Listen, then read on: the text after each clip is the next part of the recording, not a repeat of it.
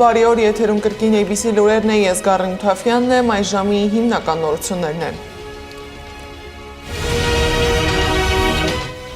Աղմուկ Խաչատուր Սուքիասյանին պատկանող Գալֆ պենսիալցակայանի շուրջ, ինչ փաստաթուղթ է հրապարակվել։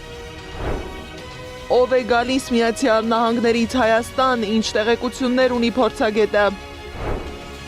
Նոր ձերբակալություն Երևանում, ինչի համար են մեղադրում ՊԵԿ նախկին բարձրաստիճան պաշտոնյային։ Կործանվել է Լիբիայի գլխավոր շտաբի պետին տեղափոխող օդանավը, ինչ մանրամասներ է հայտնի։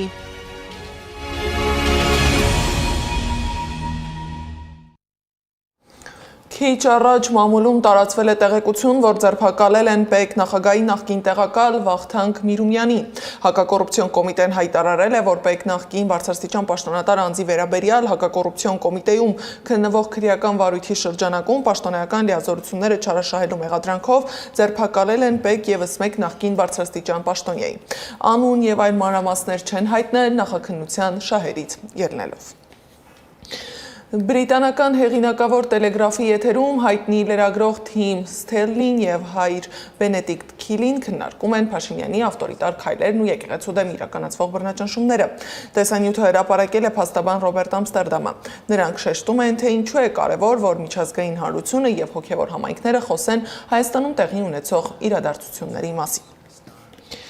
Իսկ Երևանում ամենակննարկվող թեմաներից մեկը շարունակում է մնալ ադրբեջանական բենզինը, որն արդեն երեկվանից վաճառվում է Հայաստանում։ Արդեն հայտնի է, որ այդ բենզինը ներմուծում է ԿՊ-ական պատգամավոր Խաչատուր Սուքիասյանը, բայց պարզվում է, նրան պատկանող Գալֆ բենզալցակայանները կառուցվել են բացահայտ ապօրինի, առանց շինարարական թույլտվության եւ առանց որևէ պարտադիր փորձաքննության, գրել է հասարակական գործիչ Արթուր Չախոյանը եւ հրապարակել է փաստաթուղթը։ Ըստ հասարակական գործչի բենզալցակայանները վտանգ ներկայացնում, քանի որ կառուցվել են առանց փորձաքննության եւ կարող են ցանկացած պահի դառնալ պայթյունավտանգ օջախներ։ Քաղաքապետարանը փաստացի նախորդ տարի մեծ աղմուկով փակեց եւ ապամոնտաժեց մի քանի բենզալցակայան, պատճառաբանելով, թե դրանք չեն համապատասխանում քաղաքաշինական նորմերին։ Իսկ ինչ տեղի ունեցավ դրանից հետո, սնկի պես սկսեցին աճել Գալֆ բենզալցակայանները, կրկին նույն խախտումներով, կրկին ապօրինի։ Արդեն ակնհայտ է անցած տարի որոշ բենզալցակայաններ դիտավորյալ փակեցին, որտեղ բաց են Գալֆերի համար եւ Ադրբեջանից ներմուծված բենզինը վաճառեն։ Ինչպես եղավ, որ Տիգրան Ավինյանը տեսավ ու քանդեց մի քանի ապօրինի բենզալցակայաններ, բայց չնկատեց իր կուսակից Խաչատուր Սուքիասյանի սնկի պես աճող Գալֆերը, այդ թվում հենց Երևանի քաղաքապետարանի կողքին կառուցվածը։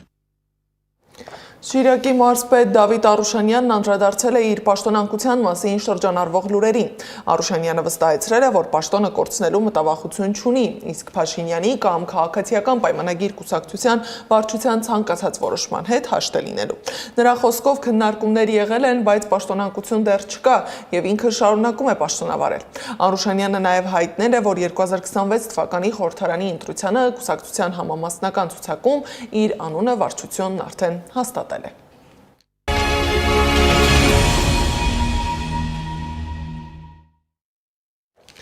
Միջազգայնագետ Սուրեն Սարգսյանը հայտարարել է, որ հաջորդ տարվա սկիզբը Հայաստանում չափազանց ակտիվ է լինելու ամերիկյան քաղաքականության իմպլեմենտացիայի տեսանկյունից։ Ըստ փորձագետի տեղեկության սպասվում է բարձրաստիճան պաշտոնյայի այց փետրվարին։ Չի բացառում, որ ֆորմալ առումով կարող է բացվել նաև Թրամփի ուղին։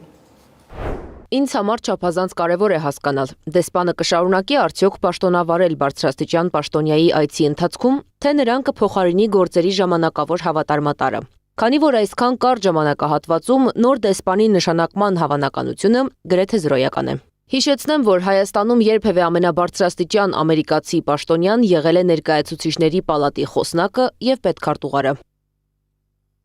Երեկ պարզվել է, որ վատթարացել է Բաքվի բանտում գտնվող Վագիվ Խաչատրյանի առողջական վիճակը։ Նրան տեղափոխել են հիվանդանոց։ Ադրբեջանի արդարադատության նախարարությունը տեղի լրատվամիջոցներին հայտնել է, որ 70-ամյա Խաչատրյանի մոտ շնչառական խնդիրներ եւ սրտի հատվածում ցավեր են եղել։ Հիշեցնեմ, որ Բաքվի զինվորական դատարանը 2023 թվականին 15 տարվա ազատազրկման է դատապարտել Հայաստանի Հանրապետության քաղաքացի Վագիվ Խաչատրյանին։ Նախատեսում են, որ 15 տարվա ազատազրկման 5 տարին Խաչատրյանը կանցկացնի բանտում, իսկ մնացած ժամկետը խիստ ռեժիմով ուղիչ հիմնարկում։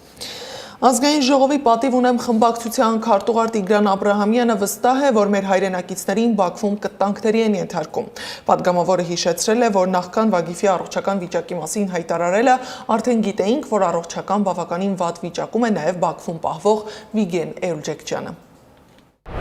Ադրբեջանում ապօրինի դատավարությունից եւ հայերին պատանդի կարգավիճակով պահելուց բացի նաև կտանքների են ենթարկում նվազագույն անհրաժեշտ թերատափ բուժօգնություն չցուցաբերելու եւ պատշաճ պայմաններում չպահելու առումով։ Խաղաղության մասին անվերջ խոսող, իսկ իրականում կոնֆլիկտն իրենց աշխարհաքաղաքական շահերին ծառայեցնող միջազգային կառույցներն ու դերակատարներն էլ շարունակում են իրենց լռությամբ կանաչ լույս վառել ադրբեջանական հանցագործությունների համար։ Հայաստան խմբակցության պատգամավոր Գառնիկ Դանիելյանն էլ հայտարարել է, որ Սիսիական ջոկատի հրամանատարին Աշոտ Մինասյանին ոստիկանության Սիսիանի բաժնից տեղափոխել են Վարդաշեն քրեակատարողական հիմնարկ։ Աշոտ Երկաթ հայտնի ազատամարտիկը 65 տարեկան է։ Նա Սիսիանի Սիսիական կամավորական ջոկատի հրամանատարն է, Արցախի առաջին պատերազմի ամենահայտնի դեմքերից մեկը։ 2020 թվականի նոյեմբերին նա դարձյալ հանրության ուշադրության կենտրոնում հայտնվեց, երբ ազգային անվտանգության ծառայությունը հայտարարեց Նիկոլ Փաշինյանի նկատմամբ իբր սպանության փորձի բացահայտման մասին։ Աշոտ Մինասյանին ձերբակալեցին այդ գործի համար, սակայն հետագայում գործը կարճվեց հանցակազմի բացակայության հիմքով։ Աշոտ Մինասյանը մշտապես հայտարարել է, որ իր դեմ գործը քաղաքական ենթատեքստ ունի եւ նպատակ ունի իշխանությանը քննադատողներին լռեցնել։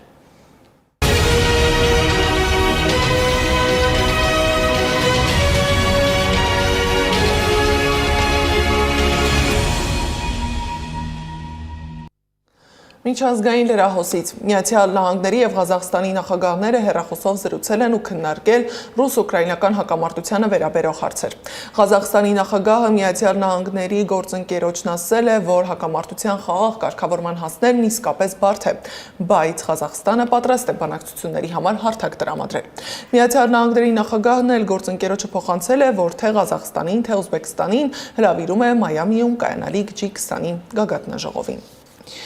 Դանիայի եւ Գրենլանդիայի վարչապետները Թրամփից պահանջել են հարգել իրենց սահմանները։ Պաշտոնյաները հայտարարություն են արել Գրենլանդիայի հարցերի ԱՄՆ հատուկ դեսպանի նշանակումից հետո։ Հիշեցնեմ, Թրամփը բազմիցս հայտարարել է, որ ինքնավար տարածքը պետք է լինի ԱՄՆ վերահսկողության տակ։ Մենք դա շատ հստակ ասել ենք նախկինում, ազգային սահմանները եւ պետությունների ինքնիշխանությունը հիմնված են միջազգային իրավունքի վրա։ Դուք չեք կարող անեքսիա ենթարկել այլ երկրներին, հայտարարել են Դանիայի եւ Գրենլանդիայի վարչապետները։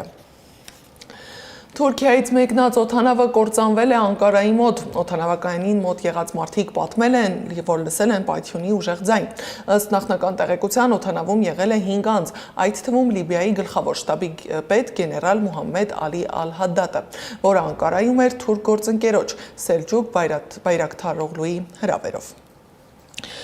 Եվ վերջում, Սուրբ Ծննդյան նախօրեին Սպիտակ տունը թողարկել է արհեստական բանականության միջոցով ստեղծված տեսանյութ, որտեղ Թրամփը ուղիղ եթերում կարդում է չարաճճի ներգաղթյալների անունները։ Այս ժամի համար նախատեսել էինք այսքանը, շարունակեք հետևել մեզ YouTube-ում, Facebook-ում, Telegram-ում, WhatsApp-ում, Instagram-ում ու TikTok-ում կամ այցելեք մեր պաշտոնական կայք www.abcmedia.am։ Մենք կհանդիպենք ժամ 15-ին առայժմ։